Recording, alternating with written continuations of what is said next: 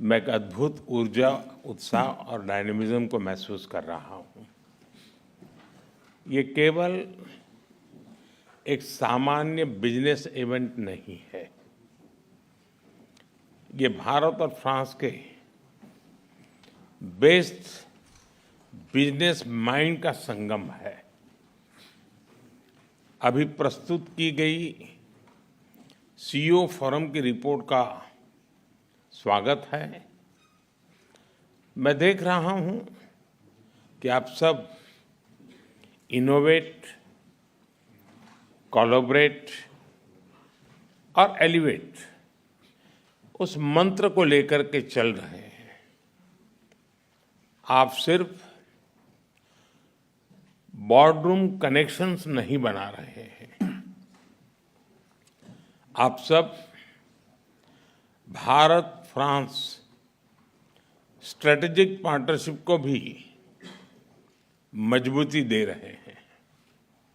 साथियों, मेरे मित्र राष्ट्रपति मैक्रोन के साथ इस फोरम से जुड़ना मेरे लिए प्रसन्नता का विषय है। पिछले 2 वर्षों में यह हमारी 6ठी मुलाकात है। पिछले वर्ष राष्ट्रपति मैक्रोन हमारे गणतंत्र दिवस के मुख्य अतिथि थे। आज सुबह हमने साथ में एआई एक्शन समिट को चेयर की। मैं राष्ट्रपति मैक्रोन को इस सफल समिट के लिए हार्दिक बधाई देता हूं। साथियों, भारत और फ्रांस केवल लोकतांत्रिक मूल्यों से ही नहीं जुड़े हैं। हमारी दोस्ती की नींव डीप ट्रस्ट, इनोवेशन और जन कल्याण की भावना पर आधारित है। हमारी साझेदारी केवल दोनों देशों तक ही सीमित नहीं है। हम वैश्विक समस्याओं और चुनौतियों के समाधान में मिलकर सहयोग दे रहे हैं। मेरी पिछली यात्रा के दौरान हमने अपने साझेदारी के लिए 2047 रोड मैप बनाया था। उस पर चलते हुए हम हर क्षेत्र में सहयोग को व्यापक तरीके से आगे बढ़ा रहे हैं। साथियों, आप में से अधिकतर कंपनियां भारत में पहले से मौजूद है। Aerospace, ports, defence, electronics, dairy, chemicals और कंज्यूमर गुड्स जैसे अलग अलग क्षेत्रों में आप सब हैं और काफी एक्टिव है। कई सीईओ से मुझे भारत में भी मिलने का अवसर मिला है। भारत में बीते 1 दशक में जो बदलाव आए हैं उससे आप भली भांति परिचित हैं। हमने एक स्टेबल पॉलिटी और प्रिडिक्टेबल पॉलिसी, ये इकोसिस्टम स्थापित किया है। रिफॉर्म, परफॉर्म, ट्रांसफॉर्म के पथ पर चलते हुए आज भारत विश्व की 5वीं सबसे बड़ी इकोनॉमी है। विश्व की सबसे तेजी से ग्रो करने वाली मेजर इकोनॉमी है। जल्द ही दुनिया की 3री बड़ी इकोनॉमी बनने जा रहे हैं। भारत की कुल युवा टैलेंट फैक्ट्री और इनोवेशन स्पिरिट वैश्विक पटल पर हमारी पहचान है। आज भारत तेजी से पसंदीदा ग्लोबल इन्वेस्टमेंट डेस्टिनेशन बनता जा रहा है। हमने भारत में एआई, सेमीकंडक्टर और क्वांटम मिशन लॉन्च किए हैं। डिफेंस में हम make in India, and make for the world को प्रोत्साहित कर रहे हैं। आप में से कई लोग इससे जुड़े भी हैं। स्पेस टेक्नोलॉजी में हम नई ऊंचाइयां छू रहे हैं। इस सेक्टर को एफडीआई के लिए खोल दिया गया है। हम भारत को तेजी से एक ग्लोबल बायोटेक पावर हाउस बना रहे हैं।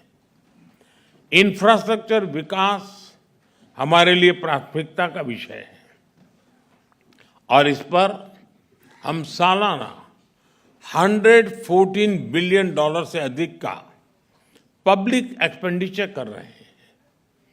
हमने मैसिव स्केल पर रेलवे ट्रैक बिछाए हैं।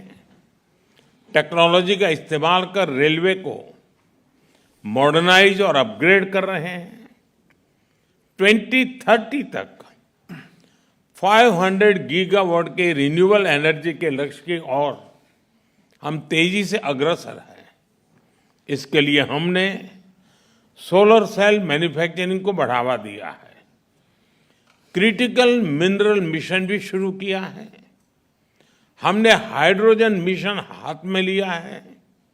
इसके लिए इलेक्ट्रोलाइजर मैन्युफैक्चरिंग को बल दिया गया है। 2047 तक हम 100 गीगावाट न्यूक्लियर पावर का लक्ष्य लेकर चल रहे हैं। मुझे बताते हुए खुशी हो रही है कि इस क्षेत्र को प्राइवेट सेक्टर के लिए खोला जा रहा है। हम एसएमआर और एएमआर टेक्नोलॉजीज पर फोकस कर रहे हैं। साथियों, आज भारत डाइवर्सिफिकेशन और डी रिस्किंग का सबसे बड़ा केंद्र बनता जा रहा है। कुछ दिन पहले हमारे बजट में न्यू जनरेशन रिफॉर्म्स अंकित किए गए हैं। ईज ऑफ डूइंग बिजनेस के लिए नए कदम उठाए हैं।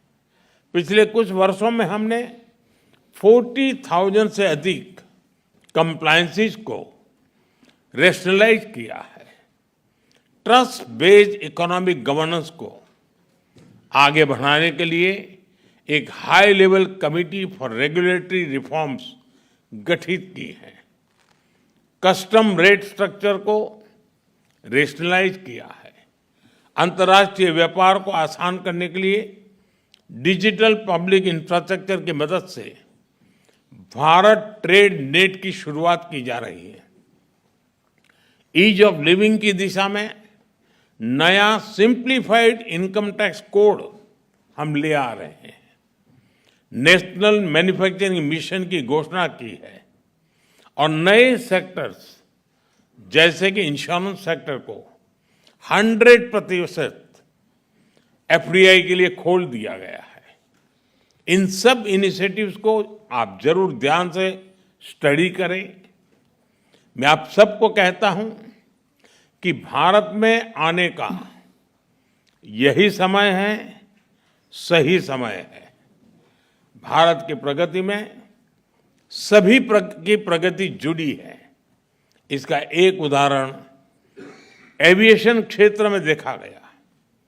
जब भारतीय कंपनियों ने हवाई जहाजों के लिए बड़े ऑर्डर्स दिए और अब जब हम 120 नए एयरपोर्ट्स खोलने जा रहे हैं तो भविष्य की संभावनाओं का आप स्वयं अंदाजा लगा सकते हैं। साथियों, भारत के 1.4 बिलियन लोगों ने 2047 तक विकसित भारत का संकल्प लिया है। चाहे डिफेंस हो या एडवांस टेक्नोलॉजी, फिनटेक हो या फार्मा, टेक हो या टेक्सटाइल, एग्रीकल्चर हो या एविएशन, हेल्थ केयर हो या हाईवेज, स्पेस हो या सस्टेनेबल डेवलपमेंट, आप सभी साथियों के लिए इन सभी क्षेत्रों में इन्वेस्टमेंट्स और कोलैबोरेशंस की अनेक संभावनाएं हैं।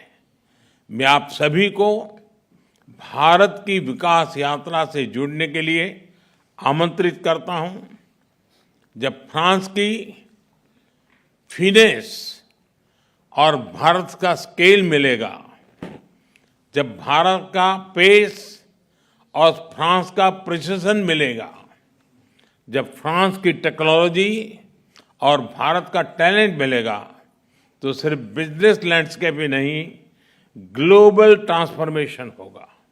एक बार फिर अपना कीमती समय निकालकर यहाँ आने के लिए आप सभी का बहुत बहुत धन्यवाद करता हूँ।